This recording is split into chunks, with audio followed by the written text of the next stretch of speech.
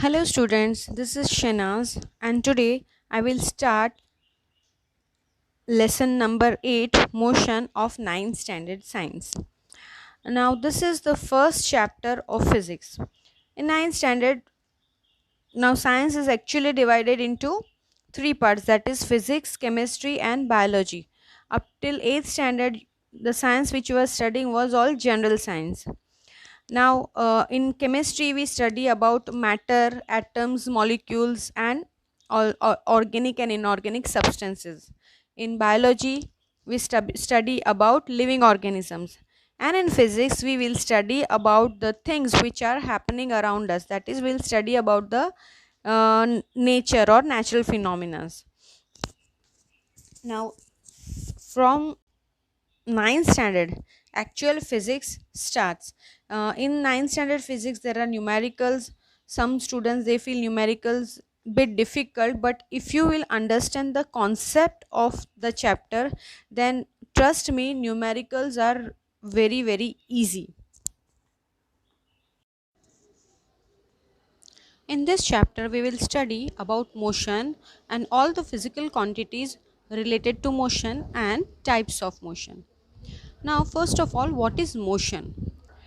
Now, according to our routine, motion means anything which is moving. But the definition of motion, as per science, is motion is the change in the position of body with time. Motion can be described in terms of distance moved or the displacement. It means, suppose an object is at position A at t is equal to 0. Then after 5 minutes, if you observe the same object, and if it's at time t is equal to 5 seconds, that object is at position B, then we can say that the phenomena of motion has occurred. It means motion is the change in position of body with time. Now, motion is actually relative. Suppose if a person moving in a train is observed by a person standing on the railway station, then for the person who is standing on the railway station, for him the person moving in a train is in motion. But if two people are sitting in the same train, in the same coach, then for each other they are not in motion, they are at rest. Although if anybody is watching from outside, they are in motion. It means motion is related to the reference point.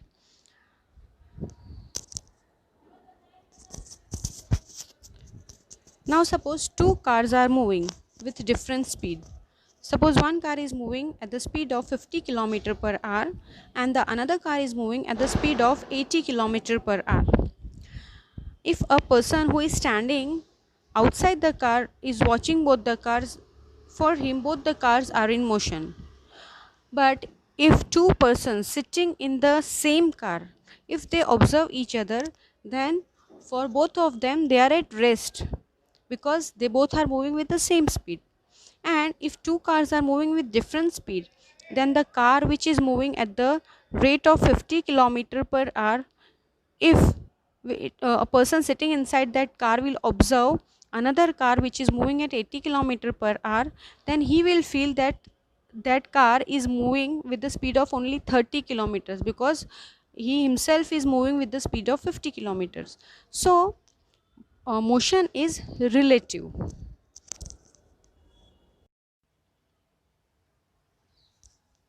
When any object is in motion, it will cover some distance. So now how we will define this distance?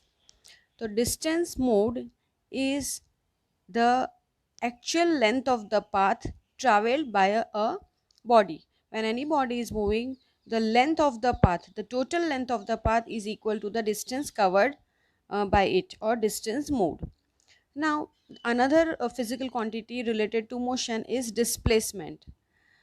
Sometimes we get confused between distance and displacement. Now see, in distance normally we do not consider any direction. In distance we measure only the magnitude of the path, that is length of the path. But in displacement, we along with the magnitude we also consider the direction of the motion. So the definition of displacement is: displacement is the length is the shortest path displacement is the length of the shortest path traveled by body from its initial position to its final position. For example, if a body starts moving in a straight line from origin O and moves through C, as shown in the figure, and B and reaches A, then moves back and reaches C through B, then distance traveled is equal to, you can see, distance travel is equal to 60 plus 35, that is distance travel is equal to 95, but this displacement is equal to shortest distance between this initial position and final position. So the shortest distance between initial position and final position is only 25. So there is difference in displacement and distance. Okay, now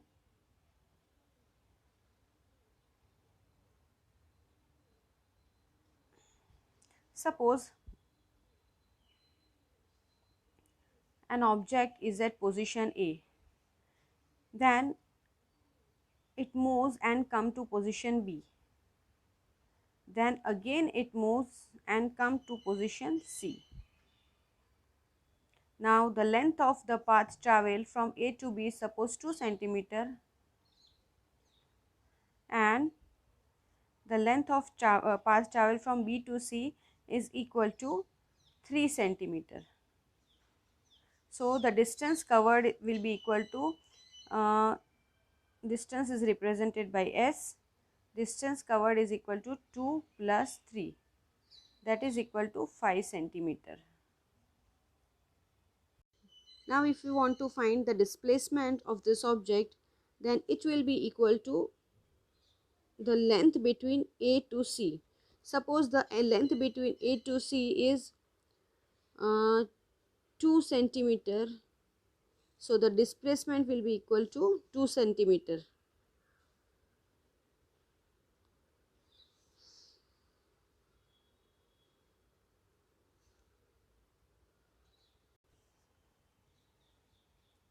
There is one more example of displacement. In this figure you can see an object travels from position A to C to D and to B.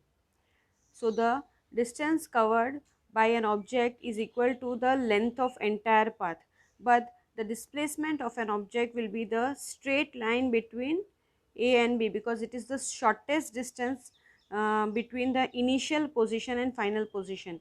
A is the initial position of the object and B is the final position of the object. So the distance can be measured in this way. Now the displacement and distance both are physical quantities, and these physical quantities are of two types. Some physical quantities are represented only by their magnitude, and some physical quantity require magnitude and direction both. So on the basis of this, physical quantities are of two type. First is scalar quantity. The scalar quantity have magnitude only. It is denoted by a number and a unit. Example is pressure, length, mass, time, speed, work, energy, temperature, etc. In all these physical quantities, only magnitude, that is the measurement, the number is only required. The direction is not required. But in certain physical quantities, along with magnitude, direction is also required, and such physical quantities are known as vector quantities. Example: acceleration, force, displacement, velocity, weight, momentum, etc.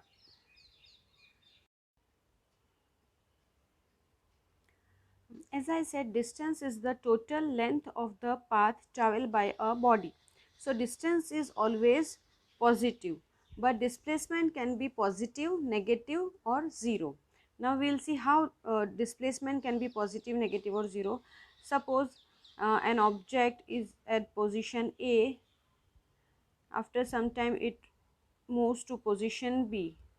Okay, suppose the distance between A and B is 2 centimeter. Then after some time again it returns back and comes to position A. In this case, the distance traveled is equal to 2 centimeter in coming and 2 centimeter in going. So 2 plus 2 is equal to 4 centimeter. But in this case, displacement is the shortest distance between initial point and final point. But here initial point and final point both are same. So the displacement is equal to 0. Right. Now in some cases displacement can be negative also. We will see how. Now an object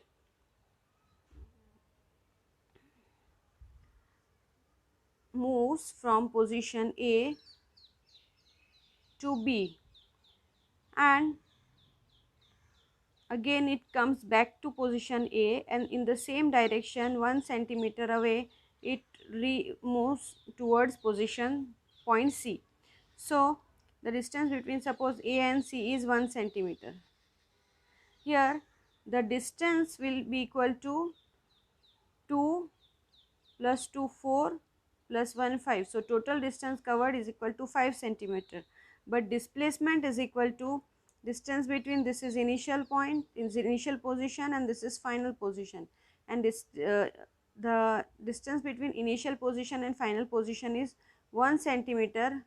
But as in displacement we consider the direction also, so it has moved 1 centimeter in the opposite direction, so we represent displacement by -1. So in such cases displacement can be negative also. Now we will see some difference between distance and displacement. First of all, we will write the definition of distance and displacement. Distance is the total length of path traveled by body, and displacement is the shortest distance between the initial point or initial position and final position. Next point, distance is always 0, but displacement can be negative, positive or 0. Then distance is a scalar quantity and displacement is the vector quantity. Now we will see types of motion. Types of motion are straight line motion or linear motion. In figure you can see cars moving in a straight line or ball moving in a straight line. Such motion is known as linear motion or straight line motion. Another type of motion is oscillatory motion. When any object is moving between two fixed points as in the figure, then such motion is known as oscillatory motion. In the figure you can see a string is suspended to a fixed point and a ball is tied to it, and this ball is moving between the point A and C. So this to and fro motion is known as oscillatory motion. Then the third type of motion is circulatory motion. You can see this giant wheel, it is moving in a circular path. In the same way, there are so many things which are moving around us in a circulatory motion. Even our planets rotates around the sun is almost a circulatory motion. It is not exactly circulatory motion, it is actually elliptical shape, but we can consider it as a circulatory motion as they are moving around the sun. Now motion are of two types, uniform motion and non-uniform motion. First we will see what is uniform motion. If a body travels equal distance in equal interval of time, it is said to be in uniform motion. And definition of non-uniform motion is if a body travels unequal distance in equal interval of time, it is said to be in non-uniform motion. Now we will understand this with example. Suppose a body is at position A, and from A after 10 minutes it reach position B, again after 10 minutes it reach position C, again after 10 minutes it reach position D. And now if we measure the distance covered by this body, let us take it as a car. Suppose a car is moving from A to B. So when we see the distance covered in odometer, suppose at position A the odometer reading was 100 kilometer. When it reaches B, its odometer reading is 120 kilometer.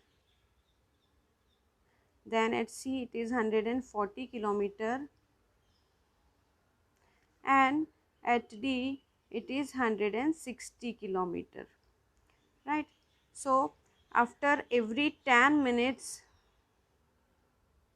the reading is measured, and after every 10 minutes how much distance is covered by this car? It is 20 kilometer. So after every 10 minutes the distance covered is 20 kilometer, means after equal interval of time it has covered equal distance. So this motion is uniform motion.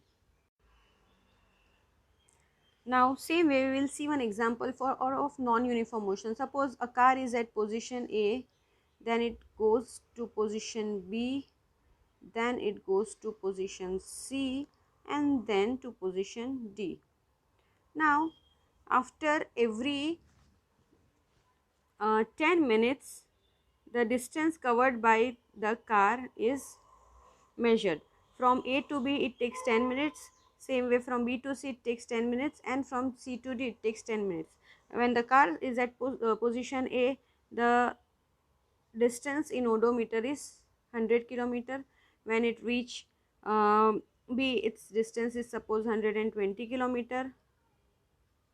Now suppose the road is empty and the car runs with speed. So when it reaches C, the odometer reading is 150 kilometer. And at D, suppose because of traffic after 10 minutes it has just completed 160 kilometer. Now the distance is measured after every 10 minutes, that is after equal time interval. Now you can see from position A to position B distance covered is 120 minus 100 is 20 kilometer. From B to C distance covered is 150 minus 120 is 30 kilometer. Then from C to D the distance covered is 10 kilometer. So you can see in equal this interval of time our car has covered unequal distance. In first 10 minutes it has covered 20 kilometer, in second 10 minutes it has covered 30 kilometer, and in last 10 minutes it has covered 10 kilometers. So it such a motion is known as non-uniform motion.